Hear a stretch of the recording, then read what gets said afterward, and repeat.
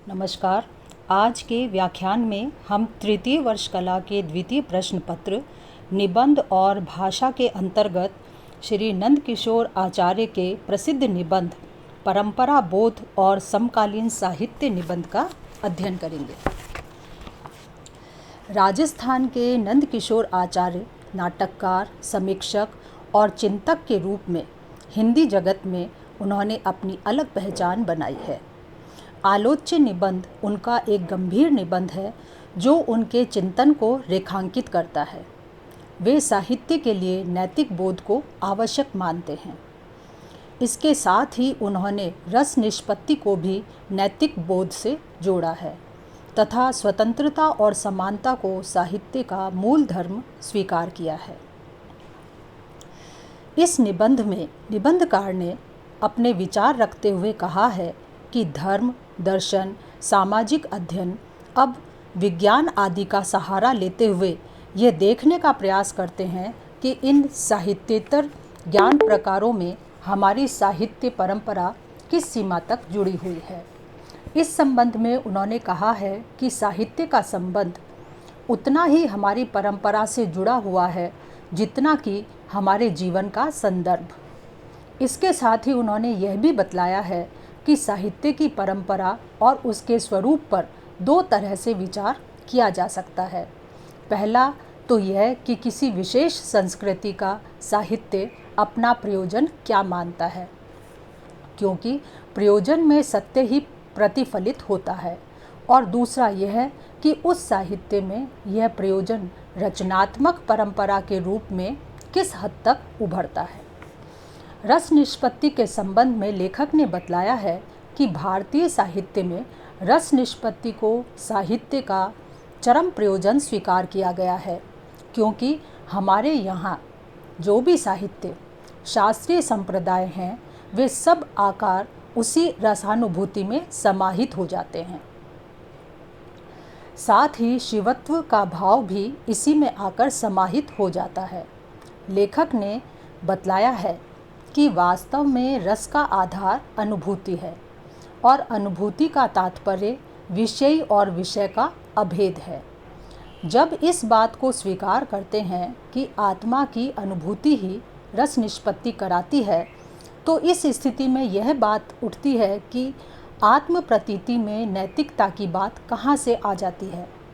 लेखक इस संबंध में तर्क देते हैं कि जब आत्मानुभूति की प्रक्रिया अन्यत्व का विरोध करती हुई किसी परम आत्मा की व्यंजना करती है, तब आत्म विषयी के लिए विषय ना रहकर विषयी में परिवर्तित हो जाता है। इस प्रकार से रस निष्पत्ति में नैतिकता स्वयं ही समाहित हो जाती है।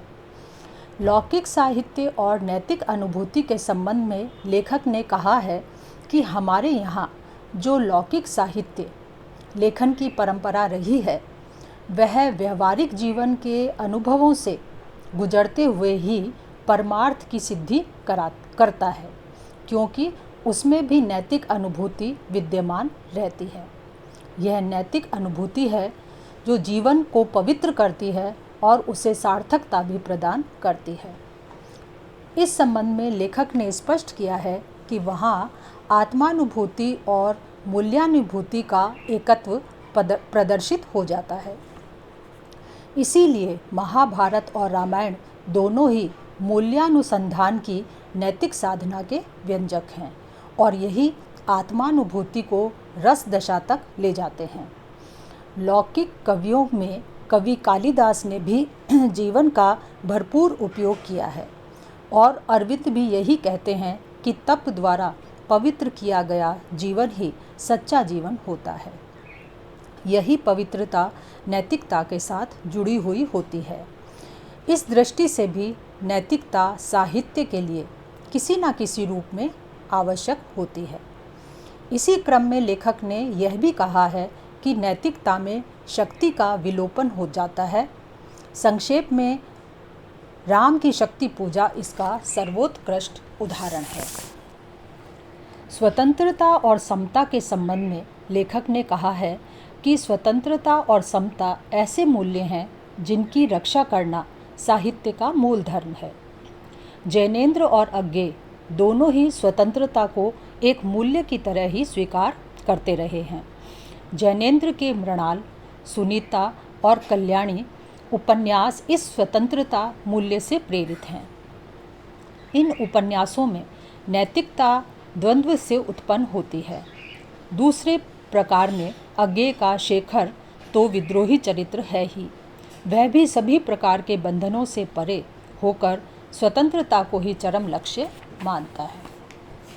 लेखक ने यह भी कहा है कि स्वतंत्रता का ही एक आयाम समता है। इसके बिना व्यवहारिक अर्थों में स्वतंत्रता अपूर्ण रहती है।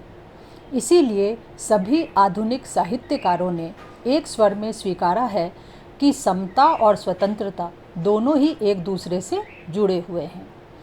इसीलिए हम मान लेते हैं कि समता और स्वतंत्रता दोनों ही एक दूसरे के आवश्यक मूल्य हैं। इन दोनों ही मूल्यों को हमारे आधुनिक साहित्य में सटीक रूप में व्यक्त किया गया है। आधुनिक साहित्य और सभ्यता के संबंध में लेखक ने निबंध में कहा है कि आधुनिक साहित्य और सभ्यता सजगता, स्वतंत्रता और समानता जैसे आधुनिक मूल्यों के पैरोकार होने के बावजूद अधिकांश आधुनिक साहित्य सर्जक सभ्यता को स्वीकार नहीं कर पाए हैं।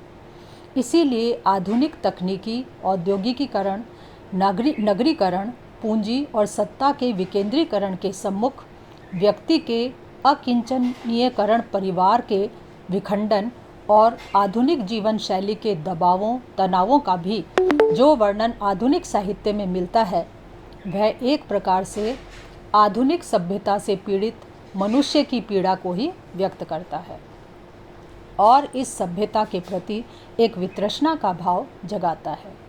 इस प्रकार हमारा आधुनिक साहित्य आधुनिक सभ्यता के समक्ष एक प्रकार से संवेदनात्मक सत्याग्रह हो जाता है। अतः कहा जा सकता है कि परंपरा बोध और समकालीन साहित्य में लेखक ने ना तो परंपरा की उपेक्षा की है और ना आधुनिक साहित्य की। उन्होंने इन दोनों के मध्य उत्पन्न होने वाली स्थितियों और उन्हें आपस में जोड़ने वाले तर्कों का सहारा लेकर ही अपने निबंध को पूर्णता प्रदान की है। धन्यवाद।